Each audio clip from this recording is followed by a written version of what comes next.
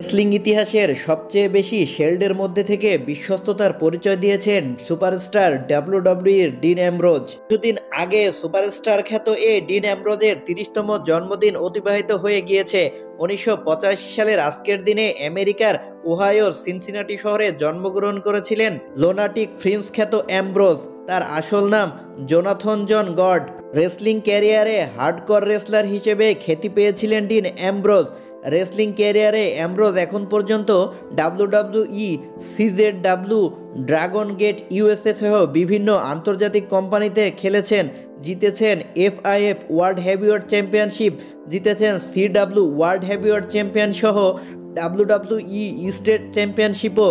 ডাব্লিউডাব্লিউর ইতিহাসে সে সবচেয়ে বেশি দিন ইউনাইটেড স্টেটস চ্যাম্পিয়নটি ধরে রেখেছিলেন। সে রেসলিং জগতে পদার্পণ করে ২০০৪ সালে।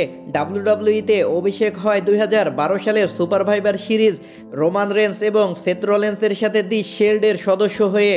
শেল্ড যেদিন মেন রোস্টারে ডেবিউ করেছিল সেদিন থেকেই হাজারো রেসলার ভক্তদের মনে জায়গা করে নেন এই ডিন অ্যামব্রোজ। এ সময় ডিন অ্যামব্রোজের রতে মাইক ওয়ার্ক ছিল নজর কাড়ার মতো। তাকে দি শেল্ডের মুখপাত্র বলা হতো। মূলত তার মাইক ওয়ার্ক এবং পাবলা ভাগটা তাকে অনেক জনপ্রিয় করে দেয়। তার একটা সেরা গুণ হলো বর্তমানে ডাব্লিউডাব্লিউইতে তার অবস্থান নিজেই তৈরি করে নেয়। তা শিল্ডের ফর্মার ২ মেম্বারের ডাব্লিউডাব্লিউই এবং ডাব্লিউই চ্যাম্পিয়ন হওয়ার ইচ্ছা পূরণ হলে ডিন অ্যামব্রোজের কবে পূরণ হবে এ কথা বলার এখনও কোনো সম্ভাবনা নেই। যখন হবে তখন সে ইতিহাস রচনা করবে। ডাব্লিউডাব্লিউই এবং ডাব্লিউএইচ চ্যাম্পিয়ন হবার সব যোগ্যতায় আছে। MIC skill, in rang skill এবং কারিশমাটিক পাওয়ার থেকে শুরু করে সব গুণাগুণ আছে এই পাগলটার ভেতর।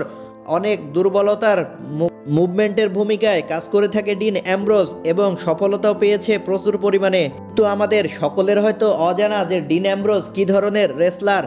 তিনি নিউ জাপানি প্রো রেসলিং অর্থাৎ এনজেপিডব্লিউর জন্য উপস্থিত হন। সেখানে তিনি একজন প্রাক্তন আইডব্লিউজিপি ওয়ার্ল্ড হেভিওয়েট চ্যাম্পিয়ন এবং প্রাক্তন ২ বারের আইডব্লিউজিপি মার্কিন যুক্তরাষ্ট্রের হেভিওয়েট চ্যাম্পিয়ন। তিনি ডাব্লিউডাব্লিউই এর সাথে তার কার্যকলাপের জন্য ব্যাপকভাবে পরিচিত হয়ে ওঠেন, যেখানে তিনি ২০১১ সাল থেকে শুরু করে ২০১৯ সাল পর্যন্ত রিং নাম দেন ডিন অ্যামব্রোজ এবং এই অধীনে তিনি কাজ করে যাচ্ছেন একের পর এক। একক প্রতিযোগী হিসেবে একটি দুষ্ট কাজ করার পরে অ্যামব্রোজকে শেষ পর্যন্ত দ্য শিল্ডের র্যাঙ্কে ফিরিয়ে আনা হয়েছিল ২১ এপ্রিল ২০১৯-এ। এই ত্রয়ী যাদের ফাইনাল ম্যাচটি একসাথে করেছিল একটি লড়াই, যা গ্রুপ হিসেবে দ্য হাউস অফ জাস্টিফাইড বইটি বন্ধ করে দেওয়া হয় এবং ডাব্লিউডাব্লিউই সুপারস্টার হিসেবে খ্যাত হয় Dean Ambrose. Dean Ambrose WWE champion, নতুন WWE heavyweight champion. Dean Ambrose ফিনিক্সের যাত্রা শুরু করেছিল। Ambrose money in the bank ladder match জিতেছিল। তারপর সেথ রলিন্স সেখানে ক্যাশ ইন করে, যার কারণে সেথ রলিন্স পরাজিত করে রোমান রেন্সকে।